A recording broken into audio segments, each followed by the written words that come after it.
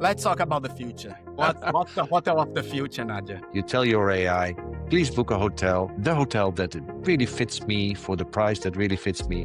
The payment is done, check-in is done, passport is connected. So what do you do then? You come to the hotel and Wait. I'm waiting. I thought about you just hug them at check-in. Not really hugging, but you just make them feel absolutely amazing. I don't know what just happened, but it was amazing. From the arrival to the departure. What's up, hospitality, and welcome to the third part of my chat with Nah-Dja Tien about staff training and onboarding in hospitality. Today, we are going to talk about the future, and Nah-Dja and I go crazy imagine how a hotel will look like 10 years from now, what technologies will influence the staff, and how important will be service then. And also we discuss the difference between luxury, ultra luxury, and city center, more common hotels. I hope that you enjoyed this third part. And my name is Mauricio Schuler. You are listening to the Schulering HUB Talking Hospitality podcast in a conversation with Nah-Dja Tien from Young Hospitality. Enjoy the chat. Here is the future.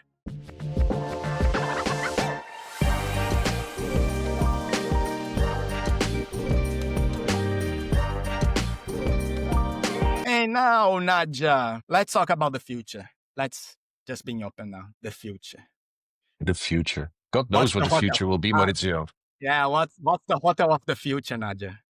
I love thinking about 25 years ago, before maybe not even CD-ROMs were here, or CDs, no streaming, no iPhones, no nothing, than where we are now. So it's very difficult to imagine 25 years from now, from today, where the hell we're going to be. But the AI bubble. Wait. Okay, I'm waiting. I thought about.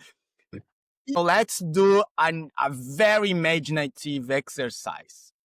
Let's think, instead of thinking now what the future will look like, tell me like this. You are in the future and you created a successful hotel.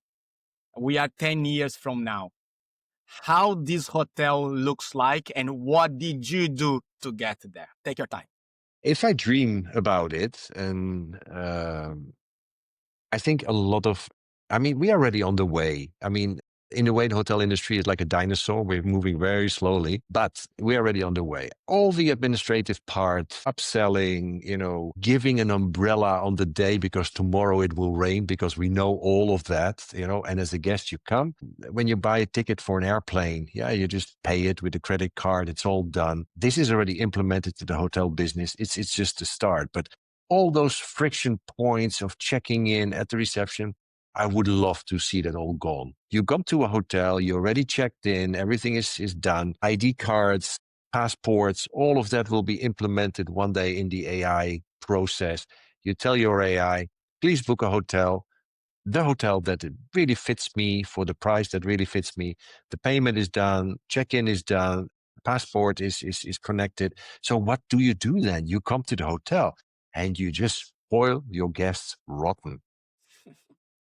You just hug them at check-in, not really hugging, but you just make them feel absolutely amazing.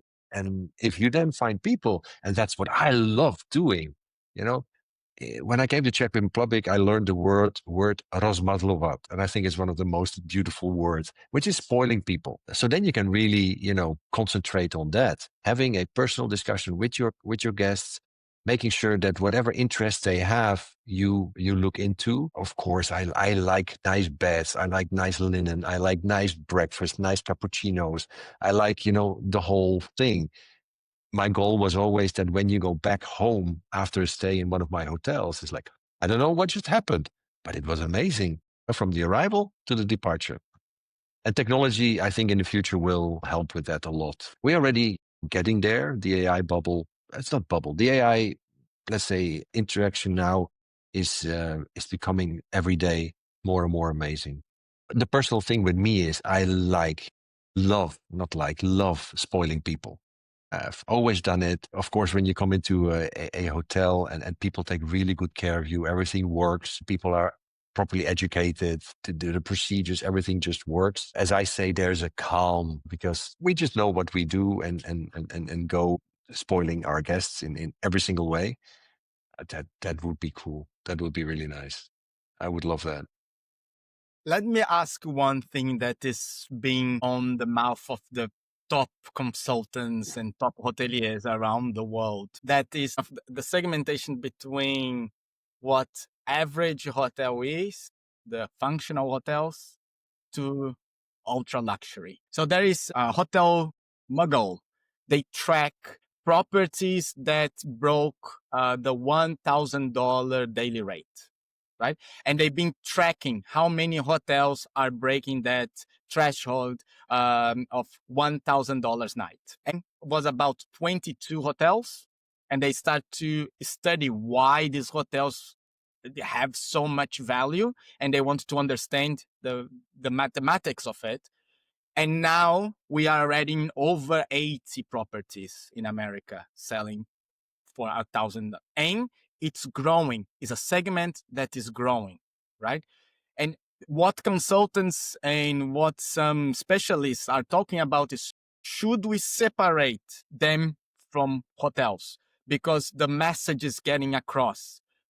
They are selling an experience that normal hotels cannot achieve. Lack of knowledge, lack of structure, lack of resources. They just cannot achieve the same type of hospitality that these ultra luxury companies can provide.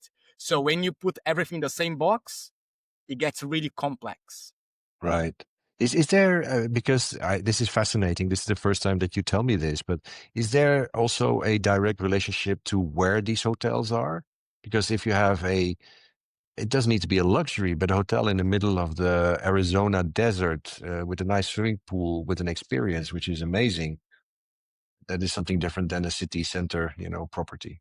Actually not. Actually not. The interesting part that they were comparing is, look, it's not only about hospitality here, it's about society as well, right? But you have hotels where people are coming in and complaining about buying a burger for $15 because they want to save every single penny that they have for the experience that they have, right?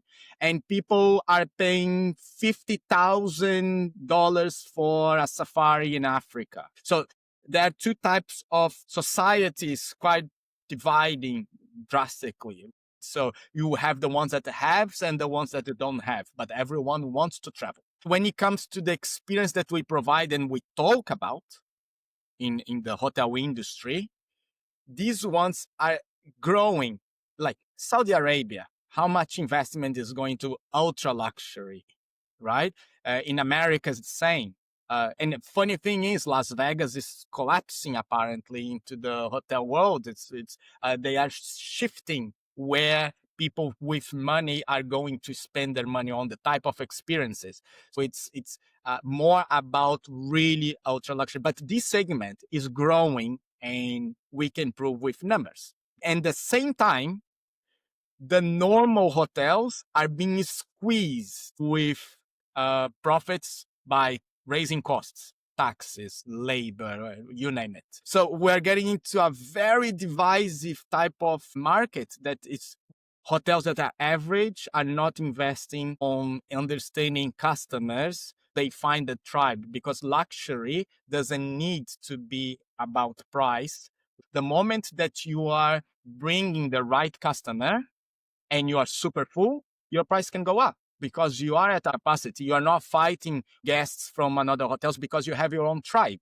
You have the people that want to come. People want to stay in your hotel. And the moment that you have that, so it's just basic markets, right? High demand, low offer, your price goes up. That's the interesting trend. But it's a brainstorm here. So I want to get your takes on that. What do you think that we may be going? What the average hotelier should be thinking? Should be they finding the tribe? Should they just be automating everything and try to have a small margin profit, but at least decrease the risk? What is your idea on that? I think it goes in all those directions, Mauricio. It's not one or the other. I think there will be completely automated hotels. People are in need of a bed. Yeah, they go somewhere, they need to sleep, and the next day they need to leave again. So why spend money on something that you don't really need? So I think that is one part. And already now with the AI bots that are doing reservations, I've seen a few examples in the last few weeks. It's mind blowing. You have no idea that you're talking to an AI assistant. So if that experience is good, you have easy reservation, easy check-in, sleep, leave. I think that is definitely a big part of the travel industry. On the other hand, I hope in the future that nobody is interested to just have AI as part of the hospitality industry. And so the people's part and just having, very nice people that are greeting you personally and no robots, no AI. I think that is another big part of where we will go to. I really hope that the experiences of all the administration and organization of that will become easier, and that we can really focus on the human side. That would be my wish in that sense. On an insight, we had Delaney that worked with us and for 8 weeks. So kudos to you, D. Hope California is treating you well. And she's a Gen Z, right? And it was our first opportunity to be like really working with Gen Z and exchanging experience. I have only great things to talk about. So my experience with Gen Z is 100% positive, right? Some people say differently. I don't know. Maybe we done something right. I don't know, but or she's amazing. I think that's the main thing. She But is amazing. So we had an amazing experience.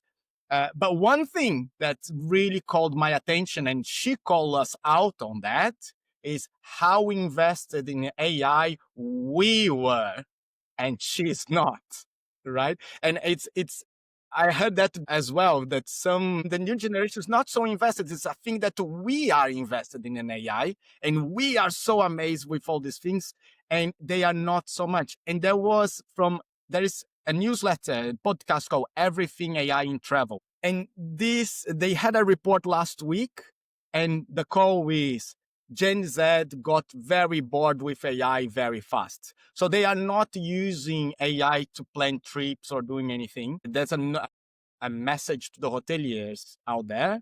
Be very careful when you start thinking that AI will take over everything in the future, just because our generation is super excited about the possibilities. When it comes to consumer and what the younger generation is consuming, they are for authenticity. Nah-Dja, send a message there that was my message to you, hotelier. What is your message to them, Nah-Dja? keep on learning. There is so many things out there and so many changes. Whatever is not working for you today doesn't mean that it will not work for you tomorrow. So keep yourself updated. Listen to experts in the field. Structure your data. Regardless of what you do, eventually AI will need structured data, which I can explain to you if you're interested to know what it is about. Yeah. And if there's anything that is related to your bottom line, onboarding, education, building culture in your company, and the role with the job descriptions, the whole stay framework, I think it's very important. So I know that I speak for you now, but we are more than happy to explain, talk, call us, let us know. I'm very invested in multiple things. Emotional intelligence is something that I love doing. Education and being organized, those three things, happy to share and keep on learning, everybody. I think it's super important. Awesome, Nah-Dja. Thank you so much for this conversation. It was a very, very cool one. I'm very glad that you joined me today. Yeah, more than welcome. Thank you too. Thank you. Chilorinos, thank you so much for listening to us, and I will talk to you next time. Bye.